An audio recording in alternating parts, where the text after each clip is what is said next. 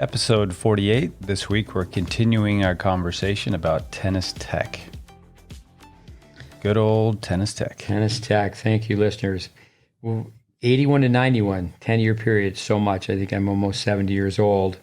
You just think 10 years, it's a long period of time, a chapter in one's life. Yeah. Someone told me that we should, tell some stories about people that went through tennis tech with... You're Steve Smith, and you've got some stories to tell. Yeah. Guinea pigs. Mm-hmm. We had guinea pigs. We had a group of young players who would come out, and I say we had less than 10. One of my very first days on campus, first weekends, if not the first weekend, I met David Stanley, the late David Stanley. And he had his own ball machine. He's out whacking away. And I said, "Excuse me, sir, would you like any help?" Yeah. And it started helping with how to hit a forehand or backhand better. And I have a memory, October 23rd, 1974, Clayton, his son, was born. So he was very young. So I was there and, he's 6, 7 years old. And his dad goes, "I'd like to have my son." But basically, he knew ahead of time, I want my son to be a really good tennis player. Mm-hmm. And both David and Marilyn, Clayton's mom, they both went to Texas. Clayton ended up playing at Texas, but David was a big help because he was a parent. And initially we didn't have a junior development program, but he was a parent that said, "Okay, I understand serious tennis," and he was committed. The guinea pigs, I just think Clayton, among the others, almost all of them built a backboard at their house. Mm. And they would come out and on Tuesday, Thursday evening, they would come to our evening clinic, and the program grew and grew. So they would just say, for example, be on a court in front of a set of bleachers, and people would rotate, and people would just watch them take lessons. So it was almost like they were on stage. Yeah. And because the enrollment grew at every stage of, say, someone like Clayton's tennis, there was a level of player for him to play against. Yeah. And when I was there at that time, I just remember the number 17 million people in Texas, and to have, Clayton Stanley and then later Chad Clark, they're both in the lineup at Texas. Yeah. Now, Scott Stewart, he played at Texas. He was part of our training just as a college player for one semester when I ran the program on an interim basis. So they got some experience playing in front of people. Under pressure a little bit. Yeah. No, I think of someone like Charlie Hollis, who coached Rod Laver, and then you and I both, though, David Squire, who took lessons from him. And I've met a few other people where before the lessons started, you had to skip 1,000 times. And if you didn't skip every day 1,000 times, your parents you wouldn't get your 1 hour lesson. Yeah. Welby Van Horn, you'd hit the backboard that was in his view for 30 minutes. You'd take your lesson for 30 minutes, and then you'd stand in front of his pro shop window in shadow swing for 30 minutes. Get some reps. On our tennis course, Tennis Intelligence Applied, there's a clip of Julie Scott. She was a guinea pig who she went to Stanford. She won the last match out at one point for Stanford to win the team championship. This is one of my favorite stories from our lab experiences and coaching players. So when I saw Julie and I said, "History repeats itself. You lived through that experience before." And she said, "What do you mean?" And I said, "Well, when you were at Robert E. Lee High School and your team won the state championship, Nina Reinert won the last match out." And I believe she was playing number 6. But Nina, she was going into her junior year of high school, and parents called me up, said, "We'd like to have our daughter play tennis." And at that time, she was athletic. She was playing a sport every season. She was a cheerleader. And I said, "Well, this is what you'd have to do." And we had, again, the guinea pigs, a very small group. And for months and months, she didn't really even hit a moving ball. We knew she was athletic, but we just taught her, she did play tennis, but she had to go back to the drawing board. Yeah. This is what really should happen for me with college programs. Do you have anybody who came in who started at number 8, maybe they were a red shirt, they were really towards the bottom of your lineup, and then, like we talked about with Jim Verdick, that next thing you know, a few years go by and they're an All-American. So Nina, she attended the local Catholic school where after 1 year, she won the high school state championship. But Robert E. Lee was 5A. That was all the big high schools. So her senior year, she went to Robert E. Lee, and she won the last match out. Just so many people. Guy Weinhold, I think it's just success stories. Now, he actually married Lisa Weiss. They went through the program, and they're in Austin. And Lisa has a lot to do with the management of the Austin Tennis Academy. But their daughter, Ashley, not too long ago, she was in the movie Battle of the Sexes. Mm-hmm. She has very beautiful strokes, and some people would say classical strokes, old school strokes. And I was around her tennis after she became really, really good. But she became the number one junior in America. There's so many stories. DK Pearson, I've recently communicated with DK. But Ashley, just quickly going back to Ashley, she was taught by her mom and dad. Yeah, in fact. But they went through the program. Oh, no, there's so much history. They went through a program for 2 years, but then they went over and they were working for Vic Braid in Europe. They came back and they had a short stint at a club in Oklahoma. Then they came back to a club in Tyler, Holly Tree. And I just think of Holly Tree, anything I mention, I can just go off on a tangent. But no, so the parents taught her to play. Yeah. Holly Tree, nude club in town. I can remember when I was in Tyler, the TV show Dallas was huge, and there was J.R. Ewing. Yeah. And a gentleman by the name of Jimmy Phillips, he calls me up, and he basically, out of his pocket change, he built this beautiful country club. And people in the town said no, that they wanted me to be the director of the country club. Well, I didn't want to leave the academic program. Mm-hmm. And, it's pretty much public domain. They can, people know what you make if you work in public education. But, over and over again, I just couldn't convince him. And he'd call me up, and each time he was going to pay me more money. That's where Russell Seymour and Jason Morton came to town. Russell Seymour, he was the chair umpire in the Bobby Riggs, Billie Jean King match, great senior player. And Russell, who was the director of South African tennis and actually talked to me about going over to South Africa, I got to know Russell very well. So Jimmy Phillips brought these two big name pros, and they didn't stay very long. But Russell, especially, he came out and watched us train. And not too long ago, I saw him at a national tournament. He's playing 85 and over. I mean, I think he's got 100 gold balls. So, not all of our students could afford playing lessons from him, but he gave our students playing lessons. And then from that experience, that's where, like say, a John Lafnadiaga came to Tyler, Texas. And at that time, Craig Tyler's name comes up quite a bit.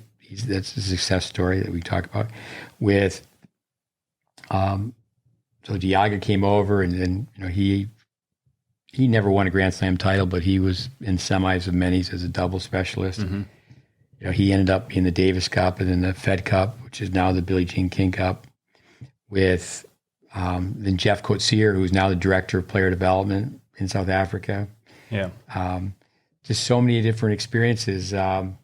We've had Dave Anderson on our podcast, Richard Hernandez.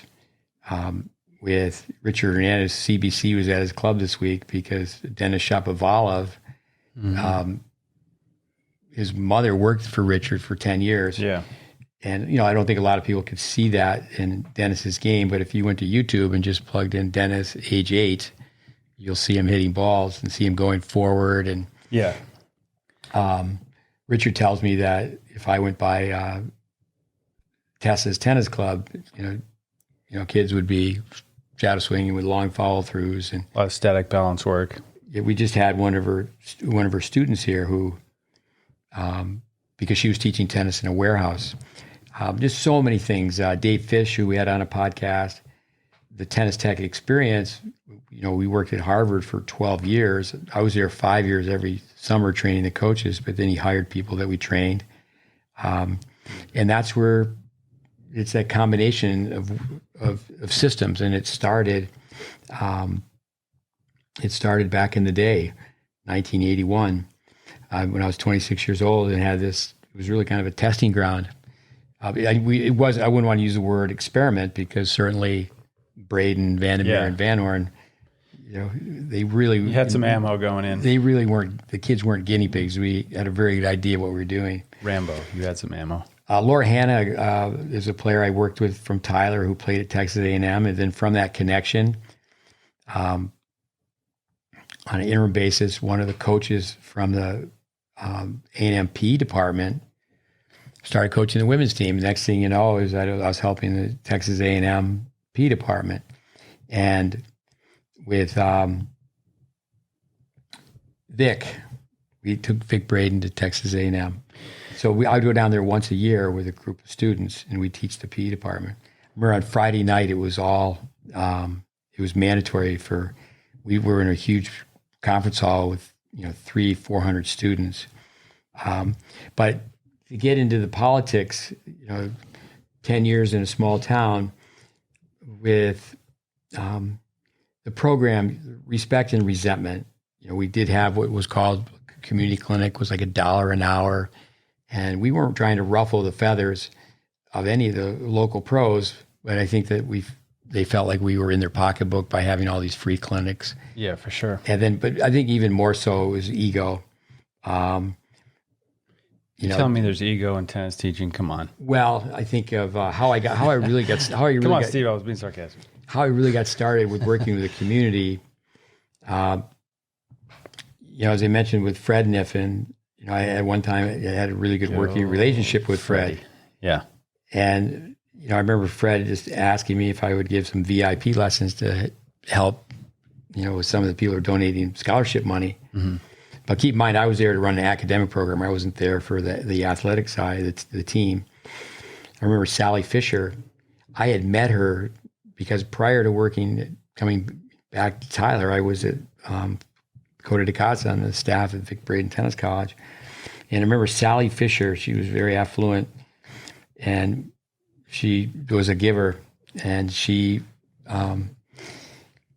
remembered me from the Vic Braden Tennis College. We got together, and at one point, one of the clubs was for sale, and she wanted to buy it and donate it to the college for tennis tech. Mm-hmm. But at that time, the administrator sat me down and said, no, we want her to build a tennis stadium. And I said, well, and I wasn't that one to be a yes person. I said, no, we don't need a tennis stadium.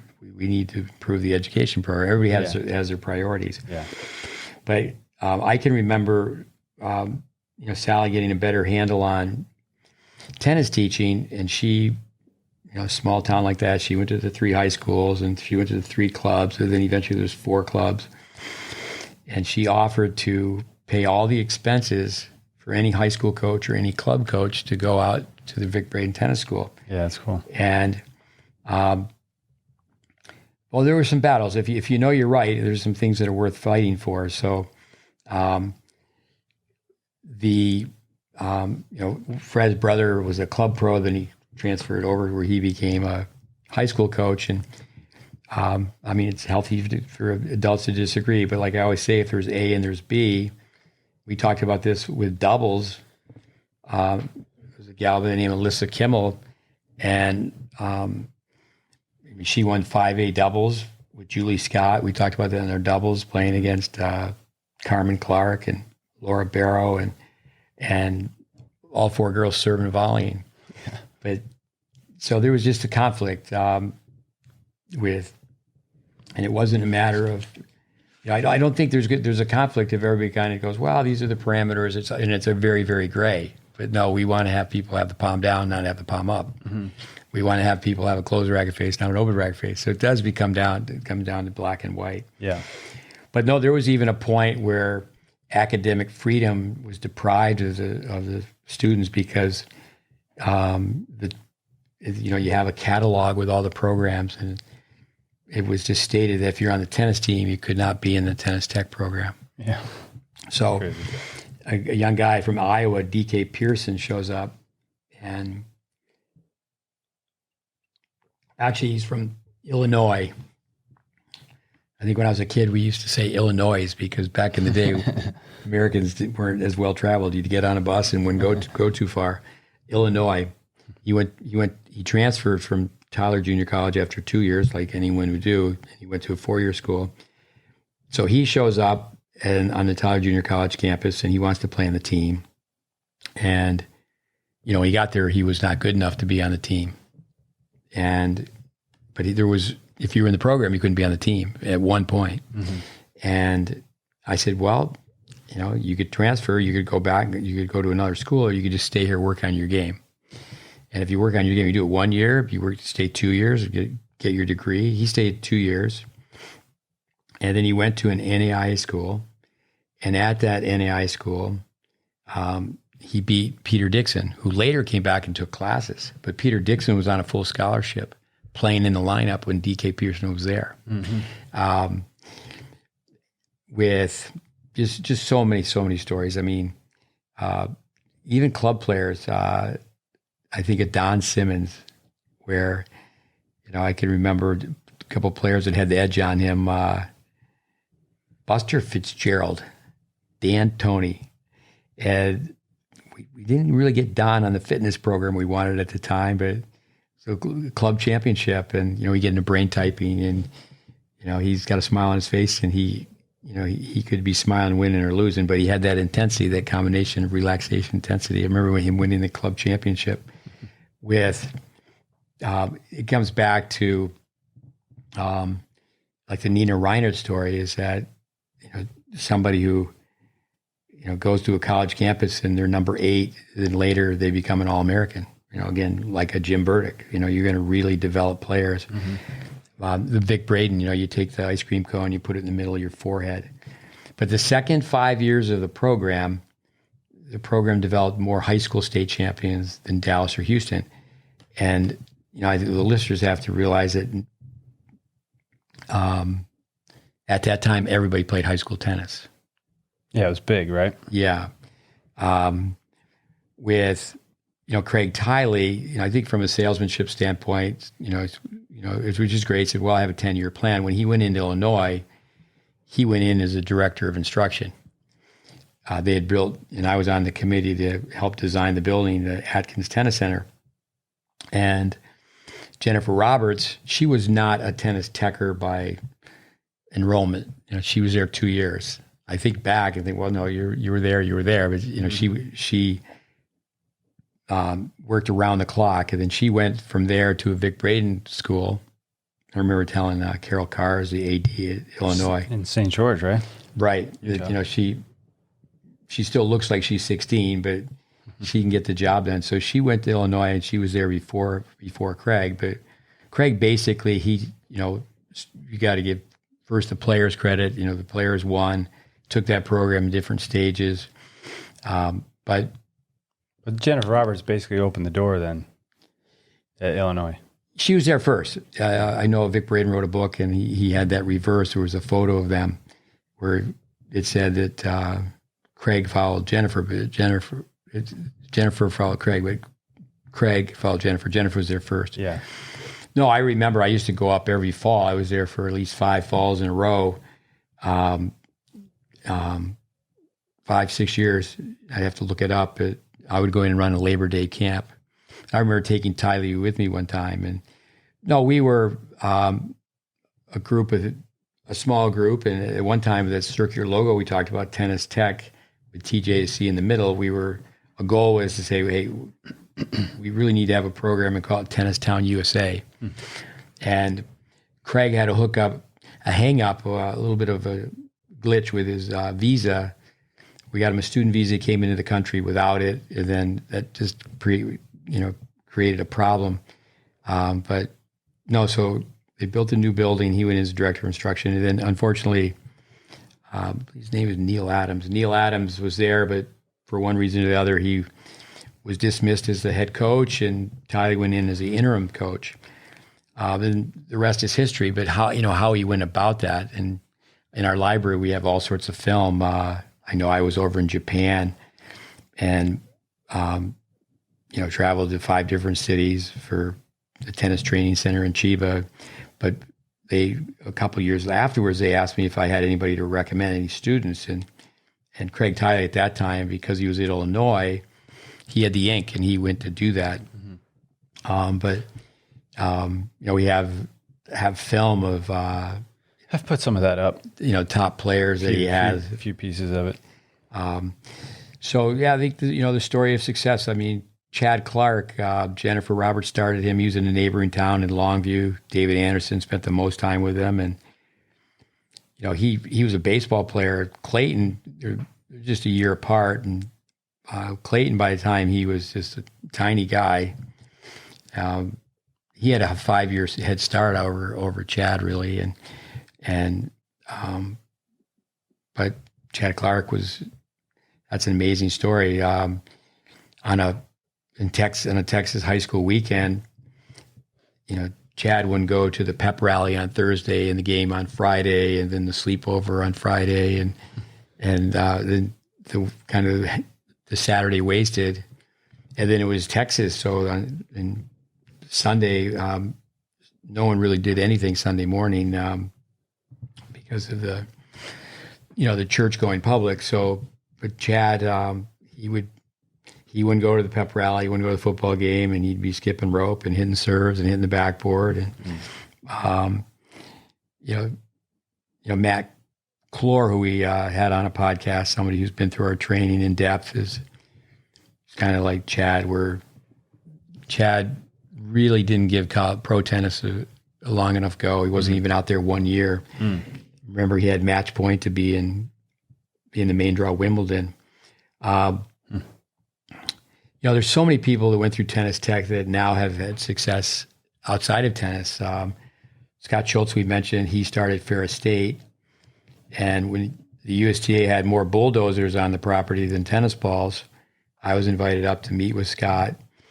And from a marketing standpoint, in trying to, Scott was in charge of USTAU, I was being asked how many of my students use getting into tennis to get into business. Right. Yeah. Because when you do become a tennis teaching pro manager, you wear many, many different hats.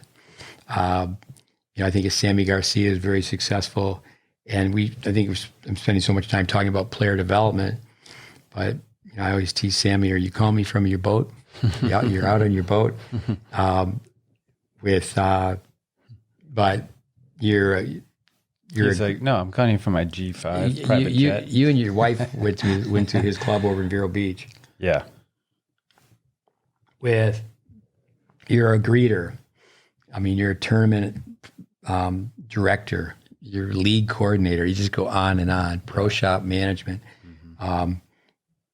You're a psychologist. You're a confidant or a counselor to the parents. I think of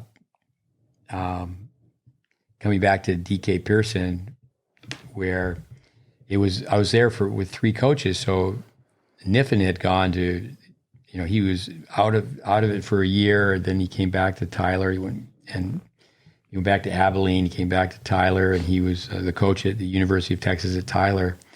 And that's where Peter Dixon was. So I remember, Dixon's mother called me up, and I think that's a story for kids who hey, you're not on the team, you're not in the lineup, just go to work. Yeah. Just go to work. Tennis goes forever. And, I think of Kevin Eby, who became a very good tennis player. When he was at Tennis Tech, people wouldn't even hit balls with him. And then I can remember in the Texas 25s, I think that's an age group that's pretty much been dropped in all 17 sections.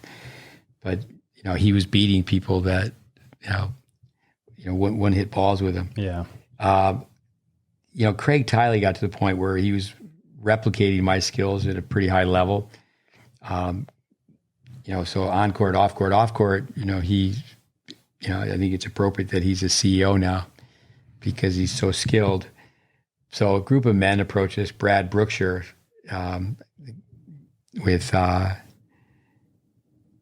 we had this group of men. They wanted us to train them, and Tiley had got a master's in kinesiology, and at one point we were doing body composition and telling kids what their percentage of fat, percentage of muscle was, and so this group goes out, group of men, they go out to play the 4-5 nationals, and I think it was 3. I think it was 3 players, maybe 2. Before they even finished one match, or even started the first match, they got bumped because the roving umpire said, there's no way that you are you're a 4-5. The Tennis Tech program, it fostered the development of programs around the world. Dennis Van der Meer was an honor where he called it the Harvard of tennis teaching. It was students teaching students. At the time, I was very frustrated by that. I was told for every 20 students, I'd have one more full-time faculty member. But I had proven that I could run it without additional faculty. In fact, when I started, it was 80-20, 80% of the faculty. So when I started, I was on full benefits. By the time I left it, it flipped. It was 20-80 that only 20% of the faculty. So the term adjunct professor, where they're getting paid just to teach the course and they're not on salary, they don't have benefits. But being the only full-time faculty member, I certainly could add that the tennis coach was a full-time faculty member, and they did teach one class. The 3 coaches that I had, I didn't have them teach anything related to the game because it just would have been a conflict of interest. I mean, it was certainly open. You could talk to anybody about anything, but it worked with, it was Fred Niffen and then Robert Cox, who played for Fred, came in, and then John Peterson came in he was very successful at Churchville High School in San Antonio. And, he just came into the politics. He's really well liked. I think he was there 17 years and he won many, many national titles and a Hall of Fame guy. But he was a football player and he was a wrestler. He's kind of like myself in the sense that I came from hockey, and there's so many people that said, hey, tennis is a way to be connected with a sport because it is a lifetime sport and there's a lot more opportunity. Say, if you're a basketball coach or a football coach, kids only play football for so long, they only play basketball for so long. So there's a lot more work in the tennis industry. But I really wanted the team to become part of the program. I think it would have been very, very special. I remember Bill McKenzie, who was sent to us by did that ever happen? By Dennis Van der Meer. No, just on an interim basis. So each time, the first time I recommended Jennifer Roberts, I think we've mentioned that before, is she wasn't interviewed, but I was just so idealistic, and I should have thought, okay, it was in the 80s and it was backward, and they weren't going to interview a woman to coach the men's and women's tennis team. And then Tiley had been there for, he was there 7 years. So it was towards the end of that time where he was there. So Niffen was there first, and then Robert Cox came in, and then John Peterson. So again, John Peterson did so many great things. So for a 10-year period, I was really in charge of a junior college tennis team. I mean, Chad Berryhill was the coach for 5 years, and he really got to the point where he had autonomy. Yeah. But he came in and, he was like a 22, 23-year-old head coach. And so we actually competed against Tyler Junior College. How'd you do? And I remember, the HCC team, they only won once. They won the national championship once. I think it was 3 times where they were in the finals. So, no, we did fine, knowing that we were part-time paid and they were full-time paid, and the tradition that they had. So I think in that one, again, it took time. It was just like I was in Tyler 10 years, another 10-year period to be in charge of this junior college tennis team. It was the second 5 years. I think anytime somebody gets involved in player development, like say if someone is going to be head of a federation. So anyway, John, I remember asking, he said, who did you recommend? I said, well, I recommended Tiley. And he said, he would have done okay because he went on and, we've had a lot to do with Ty Tucker at Ohio State, who he's won so much in the Big Ten. And it's interesting, he has, I think, a different approach than Craig Tiley had. But if you took the two of them together, in this country, the governing body of tennis, the USTA, I've always said that they should take the best of what Ty Tucker did with coaching, and then with Craig Tiley with teaching. Yeah. And then to have both. With at the college students, I talk to parents all the time, and there's a whole different set of problems. Alcohol, drugs, and sex. I mean, this is, really for a book. I mean, what experience did I have? I just had a clinical background in tennis teaching, but with alcohol, one of our students was teaching in Europe, and he went on vacation to a city, and most likely he was murdered. I mean, get alcohol involved, and it's always said, I shouldn't give anybody any ideas, but if you want to murder someone, you push them off a building, and then it's sometimes assumed that it was just suicide. Vehicular manslaughter, somebody becoming paralyzed, someone with alcohol. And alcohol is, I think it's always remained around 7%. 100 people start drinking, and 7 are going to become alcoholics. I went through AA with a lot of the kids. I shouldn't say kids, because the curriculum, I should say the unique curriculum, we had an enrollment where we had students between the ages of 17 and 58. Yeah. And there was so many kids that between the ages of 18 and 23, a 5-year period, they were trying to find themselves. They couldn't really say, hey, this is what I was doing. Sure. With drugs, I can remember, being called, and next thing I know is that one student has me show up at a place where there's another student who's locked in the room, and he's threatening to kill himself, and it's like, whoa. So I think with the problems, when kids, they finally get out there on their own, it's just, way over my head. I can remember it was called freebasing, and one of our students, when he was there many, many years, and just couldn't get it together. He'd leave, he'd come back, and with cocaine in the 80s. Yeah, and there's an accident where they have a little toddler, and there's a fire, and the kid's in the hospital, and they have, so, you look back, and, I think a lot of times people will do that, will look back, and, every day is not a golden day. With, there was one experience with, young girl was being sexually abused by her father, and I remember there was an older woman.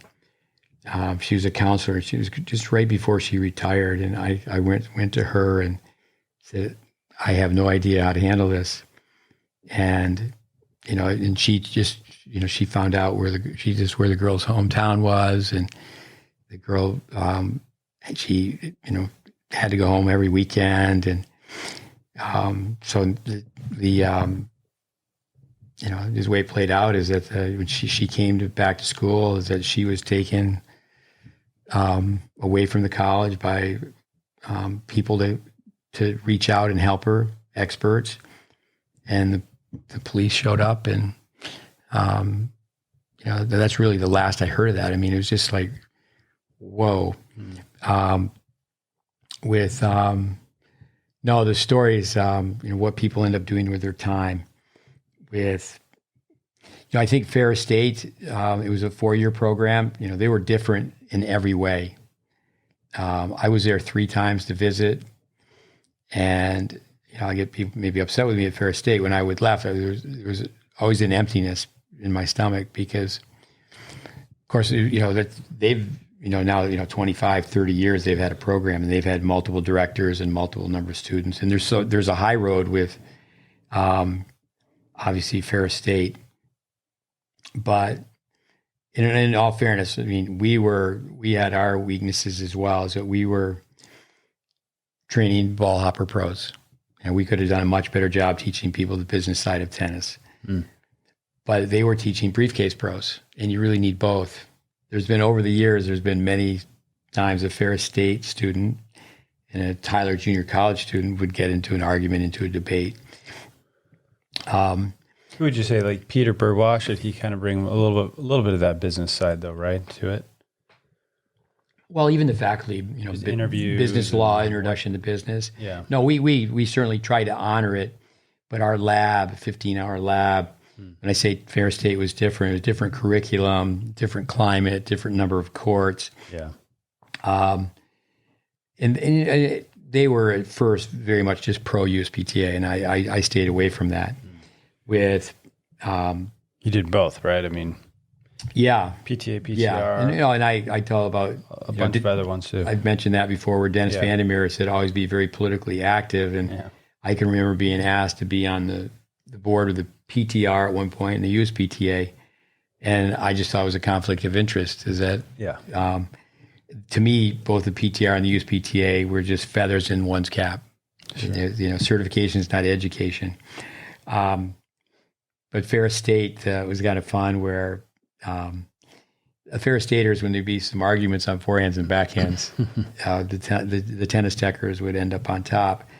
And again, this goes back to the 80s, and there's that cheer that you'll hear, or I know my son went to a school in Tampa called Jesuit, and when the Jesuit students, their football team would play the Tampa Catholic would be winning, and the Jesuit students would be yelling out, "It's okay. One day you will work for us anyway." And I know that some Fair Staters, that's what I used to just say. Well, you guys are gonna own the tennis club. Mark Spann, who went to Tennis Tech, he's a co-owner of a club in the Philadelphia area, and Vic, his partner. His last name escapes me right now, but Vic. It's okay. One day you will work for us anyway. The being on the business side of it. Mark, this has happened to me, through Angela Buxton, and then Mark's mother, Ann Shilcott, where you have a Wimbledon champion writing you a letter and going, and this was Ann writing to me basically what she'd learned through her son. And the two of them, they ended up actually going out to Vic Braden's. Where you think but you don't know. You don't know. The USTA, at one time, just here recently at the national campus, they had 18 employees went to Fair State. I've hired Fair Staters. I mean, Chad Burial is a Fair Stater. Raleigh Grossman just did an internship with us. He's a Fair Stater. I think anybody who's going to take the time, sometimes they're taking out college loans. Hats off to people who really take that approach. I mean, we mentioned in the first episode of this 2,000 hours, basically of training. Yeah. And I think people teaching tennis really should volunteer first. I remember being in Sweden with the Davis Cup coach. I really would butcher his name, Kalle Hogeskog. I mean, that sounded like almost native. With he said, that most touring pros, they the magic numbers, and they want to make 150,000 minimum, and they want to just instantly be paid. And I remember him saying to one of his former Davis Cup players, he said, "What are you going to be paid?" And he said, "You're just going to be able to be among us." That I think that's one negative of the internet, that kids don't really. Students, it's just too easy at their fingertips. I think you really have to go, and I think people are all. I hear this now because what's the spinoff from the pandemic is, now you can do all this training through Zoom calls and this mentoring from one phone call to the next. I don't buy it. I mean, I think you need to be in the trenches and say, okay, let's see this kid hit the ball and all these application skills, and this is how you get someone hands-on stuff. How you get someone to play better. The program. So I ended up promising myself, if the second time around, so when the first tennis coach resigned, and there was an opportunity for another full-time employee. I remember one full semester when we did run the team. Every kid at Tennis Tech came to the matches, because on the flip side, what happened, and I think this happens at the other PTMs around the country, is the players were the first-class citizens. They were the players. You've got kids that are 18 to 20 years old, especially the boys. Yeah. And their BMOC. I asked someone the other day, what's BMOC mean? And that comes back to jockocracy. Yeah. Excuse me, big man on campus. And so, it just doesn't make sense. I think all college coaches, they should hit the club program and go, we are going to help the club program out. We're going to hit balls with them. We're going to, teach them how to chart and really create an atmosphere on campus. I think you can do that through education. I don't think you need to do it through chili night and come watch us play and you get free pizza. Come watch us play. We'll give you a T-shirt. Yeah.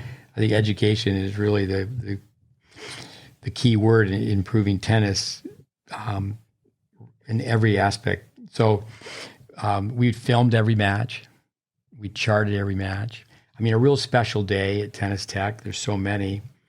I have a photo of this where Jim Lair, and you've seen that photo, is Jim Lair's on campus. At that time, her last name, she's married Morget. She married Jim Morget. But Jennifer Roberts, she brings her team in from the University of Illinois. Yeah.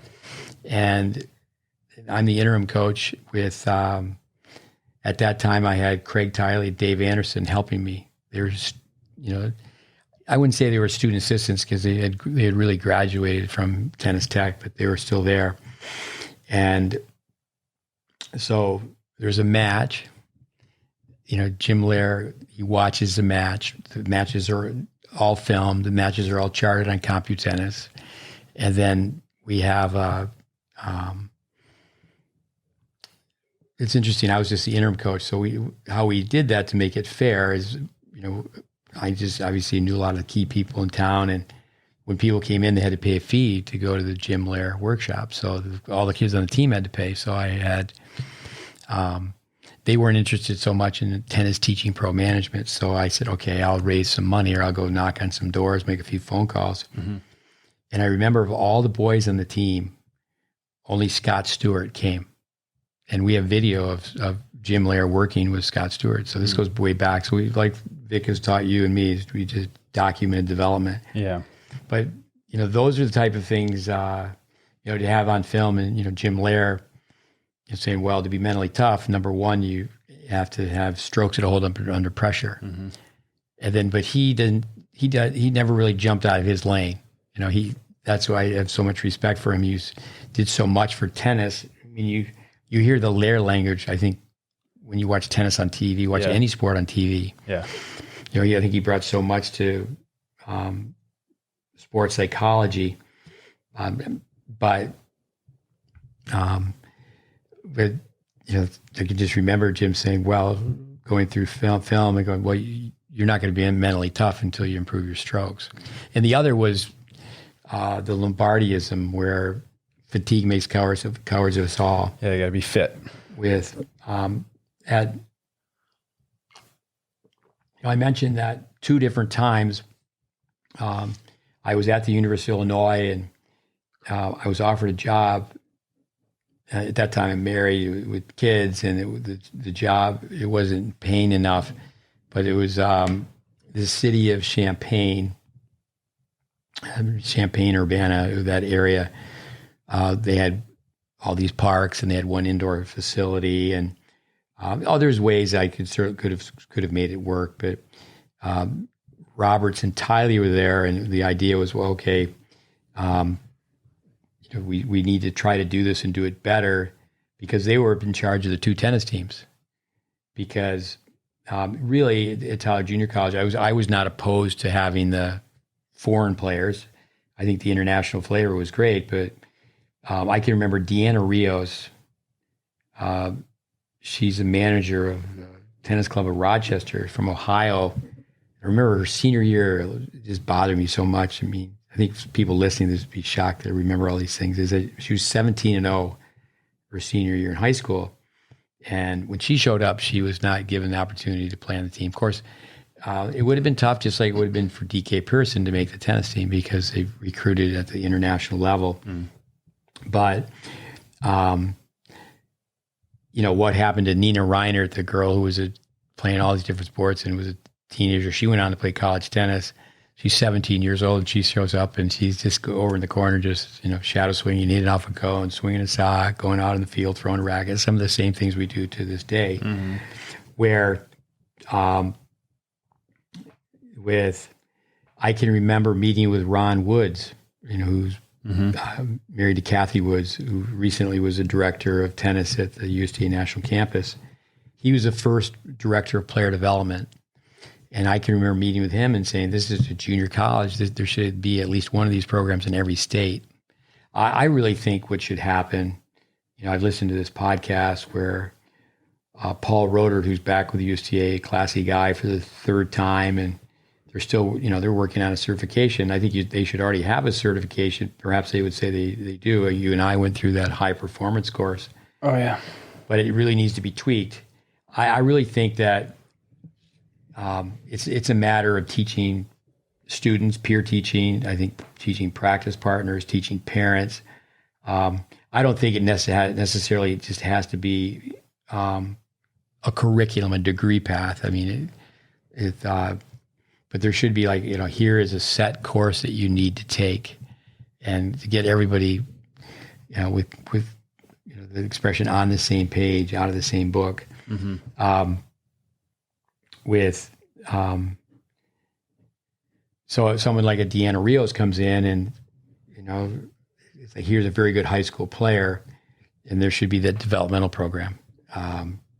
But in all fairness to Fred Niffen, he started with American players, but when he transferred over to foreign players, he was hired to win.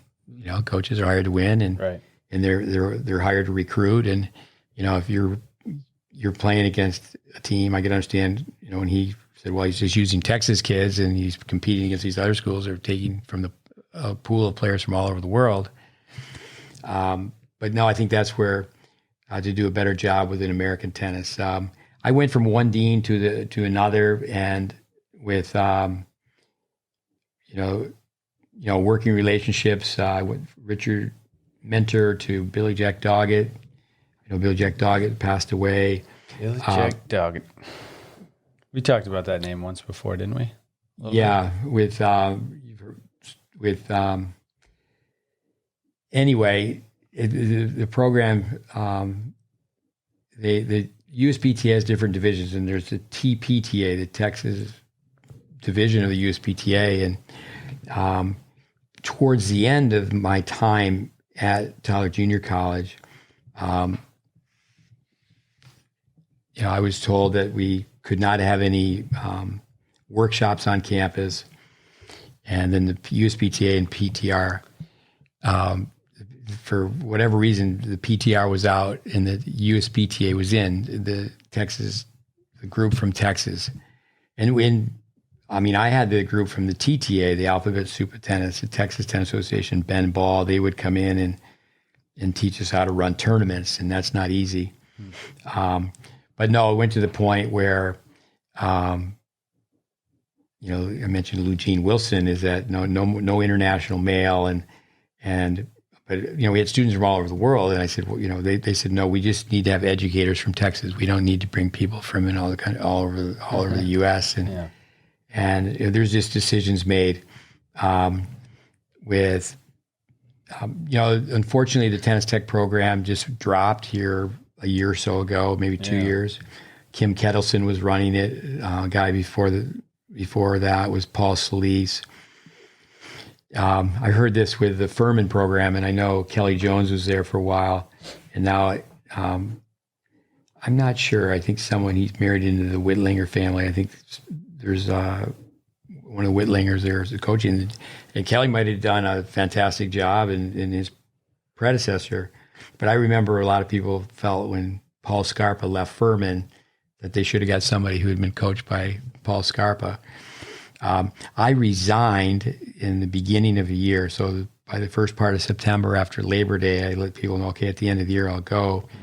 And the reason I'm doing this now is that I'll be here for the entire year. And, people that Mark Jakes and Dave Nostrand, they were both, I remember being interested. We can wrap this up. I could go on and on. Mark Jakes. Interested in taking over? Yeah. But the the politics were bad, and there's just the growth was there. The job placement was so high. The graduation rate was not where it should have been. It went down towards the end because certainly the numbers were higher, but people really struggled, with the accounting degree. When I was there, we didn't have what a lot of the programs do now and say, well, you can just come in and study one of the Ptm programs and get a certificate. If you don't get the degree, in other words, you could come in and take the tennis classes, not the academic classes. What would be, if, to wrap this up, what would be, if you were to give advice to Ptm programs out there, I think last week said there's 8 or 9 or 10. What would be like 3 things? Well, I think one, they should give me a call. With number one, give me a call. I remember Derek Emile. I spent a week. They allowed me to run a program at Fair State. So okay, I'm gonna be there for a week. And Greg Lesueur went with me. Greg Lesueur, he was an intern for 3 years, and he's an instructor with online tennis.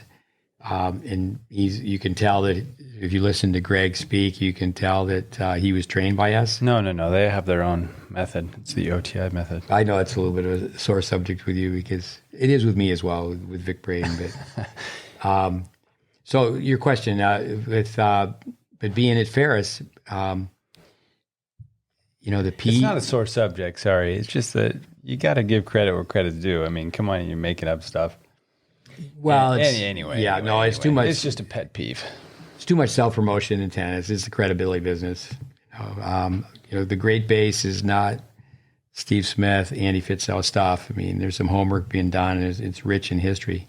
But coming back to your question, being up at Fair State, so I run this weekend workshop, and so, what we did is had the students from Fair State could watch, but 2 of them picked a name out of the hat, and they could participate. Mm-hmm.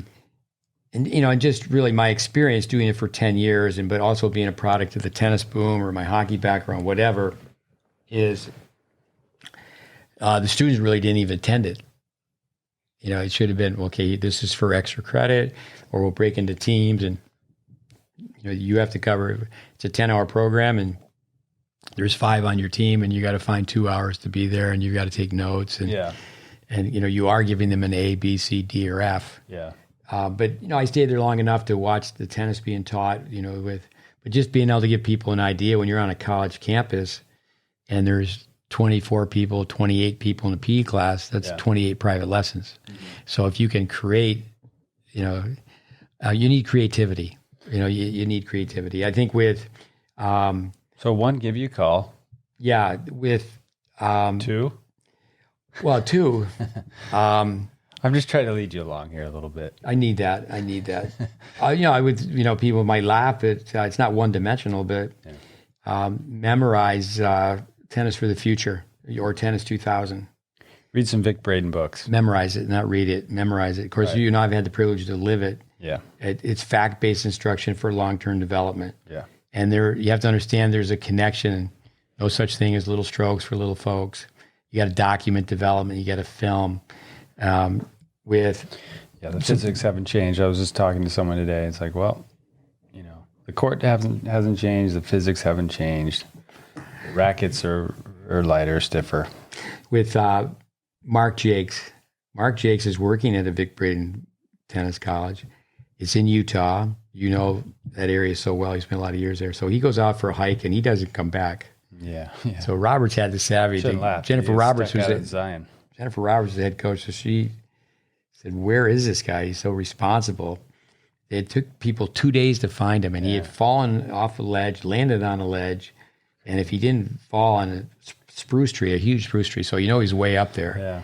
And I guess, he breaks his back, he's dehydrated. They have to, it's like a movie scene, and they rescue him by helicopter. Yeah, life flight. So they get me on the phone with him. He's in the hospital, and I said, well, Jakes, it sounds like you're going through a tough time. He goes, it's not as tough as tennis tech.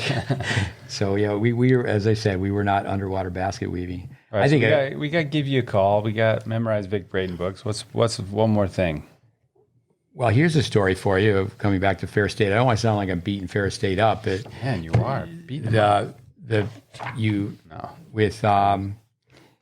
And again, I just think of being at Fair State, and they had a library and had all these tapes and what have you, and they had everything, and they had all the Vic Braden for the Future tapes, and for somebody to look at that and go, well, it's they're wearing short shorts and it's outdated. So this is a fun story. I was at Ferris, and there's like 50 people there. That's all 4 classes. And that's a pretty healthy number. I don't know if the number is that high. I do think that's another thing, is that I think that too many PTMs is a problem. I would think that Hope College down the road, maybe that's cannibalizing. It's like, why would you have 2 of them so close to each other? And I think that's where I don't really think. I mean, I'd say I know is that they're still searching for a curriculum. And, that's where, why not, what did Welby Van Horn do? Why was that guy so successful? Why did he develop more national champions on a handful of courts in one city, San Juan, than the state of Florida combined? Yeah. So I'm up at Ferris, and to pick a name out of the hat. And we actually have a course that was done the same way. This young girl, Aspen Wooten. It's our 5th course. It's on our website. It's for free, player development. Yeah.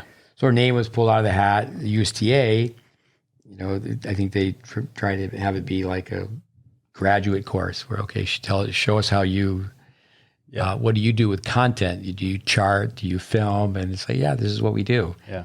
And I think coming back to your question, the leaders of the PTM program, I'm sure it comes across just as, ego driven, like Dave Fish is always telling us, well, the USTA should adopt what you've put together. But if you do that, there's going to be 1,000 people that say what I'm doing is better.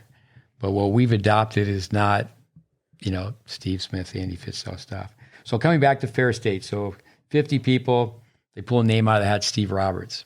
So I make a narrated slow motion analysis in front of all the students. And it worked out because he was on the team. So that added a little pizzazz to it. Because again, that on a college campus, you're on the team, because you're a good player, you really know a lot about tennis. And, I can digress. I one time with Chad Burial, a Fair State graduate, I said, well, do you know anyone who wants to go to graduate school from Fair State? And he said, yeah. So a young guy from Mexico, I said, I'll tell you what I'll do is, he can work for me, but I'll provide room and board, and I'll pay his tuition. And he, do it for 2 years, and he can come in. And what happened was, I think it was his grandmother, might have been his grandfather, but one of his grandparents passed away, and so he came, but he was like before school even really started. Steve Roberts, his name is pulled out of the hat, and so he didn't. He was very polite, but he didn't really think anything of the tape, because they were just like our students. People would say that the tennis tech students were actually almost too much too soon, that they were overexposed. Just throwing so much at them at one time. And so Steve, just out of intellectual curiosity, he played at Fair State, and now Chad Burial, he became the coach at Fair State. So Steve just calls up, say he wants to talk to the coach, say, hey, how's it going? And Chad Burial goes, I remember you. You had this videotape made. And I think that was well after VHS, but I'm sure it was a DVD. It wasn't a private YouTube clip. And Barry Hill just gave him the advice. He said, you're coaching juniors. He said, you need to go back, watch that tape again and again. And, just the other day, one of his players is here, and a couple of his players are here, and they're doing so well. So coming back to your question, you need to have a director of instruction. Granted that you have to wear multiple hats to be a director of tennis, but to be a director of instruction. And whether it's early childhood development, skill acquisition, or tournament prep, forehand's a forehand. And so I'd say it's really education. Yeah. But I would just conclude by saying with tennis tech that, Education is the key. And I was very fortunate. The teacher, I think, does learn more than the student. It was a 10-year period, 81, 91. And it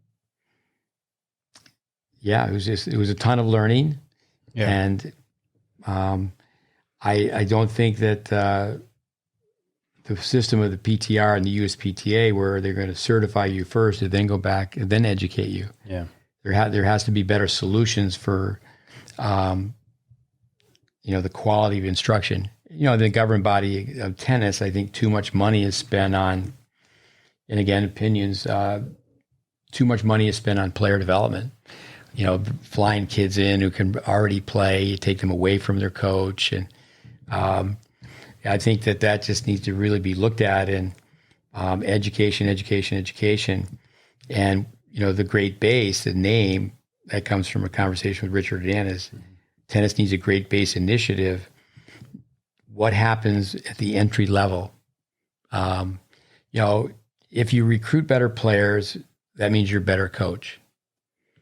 Even like, say, for example, if you're a parent and your child becomes a better player, that makes you more of an expert. You're at a local tournament, who's the smartest person at a local tournament? That's the parent of a 10-year-old. I mean, if it's a 10 and under tournament.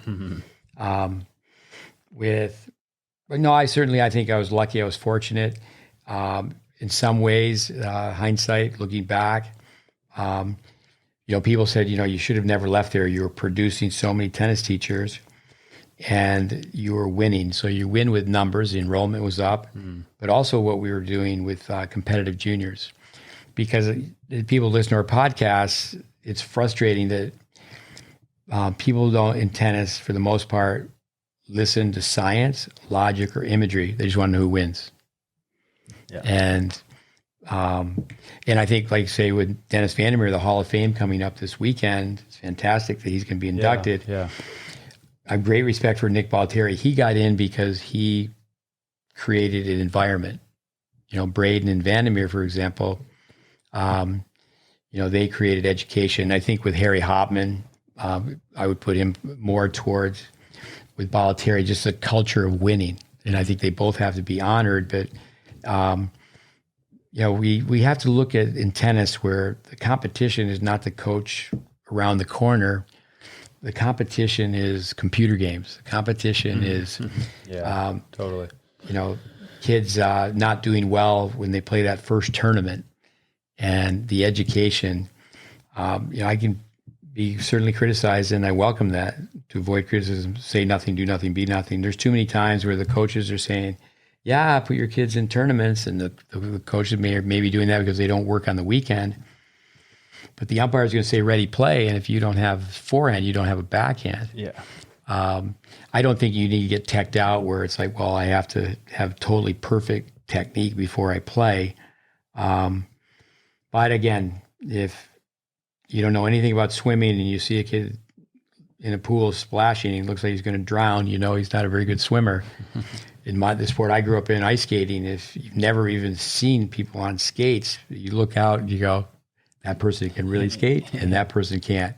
But in tennis, the confusion is crummy plays crummier. Who wins? Crummy wins. They don't know they're crummy. So style, anything goes. Yeah. And, I do think the criticism of tennis teaching should be there. It's like, well, okay, criticize the GreatBase. Well, you won't allow for really an unorthodox stroke. So the GreatBase is, and that it's something to really think about. It's like a Monica Seles who just grew up in a small town where she wasn't allowed to hit on a tennis court till she was 12, and she just hits against the backboard with no instruction. Nadal is more that type of player than Federer, just how they were taught. Yeah. So it's not that there's just one way, but no, I guess to finish in one word is education. Yeah. Well, I think that ripple effect is still going. All the coaches that you train. So yeah, no, I think the idea of Tennis Town USA. Actually, when Craig towards the end, the three of us, actually there was someone in Utah that he was interested in studying under the University of Utah, and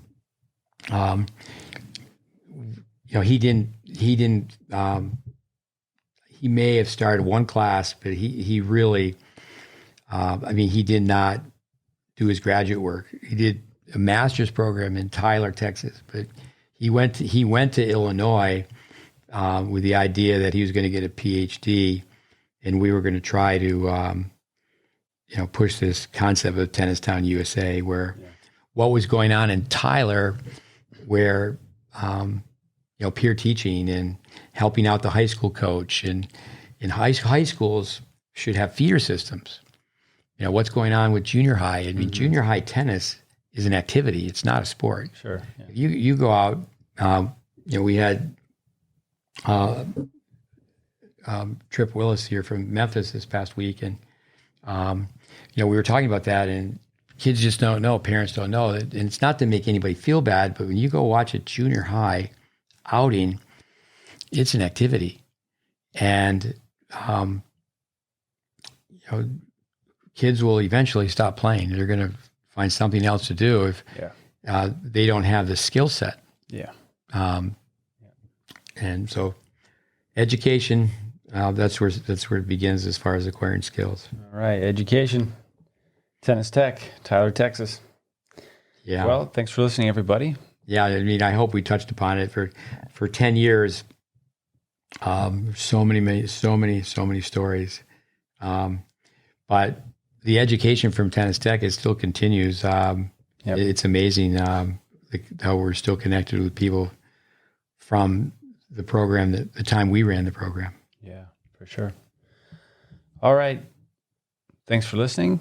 And if you get a chance, or when you get a chance, leave us a rating on Apple. That'd be appreciated if you're enjoying these podcasts. And again, I have great respect for briefcase pros, but I do think that too many of us in our profession, there's people who wear tennis clothes to work every day and they don't step on the court. Mm-hmm. And we can't forget it is a sport, and I understand it is a business too, but we have to make it a sport first. Yeah. All right, Smith. Find us online at GreatBase Tennis, greatbasetennis.com. All right, next time, Vic Braden. We'll see you in the next one. Adios.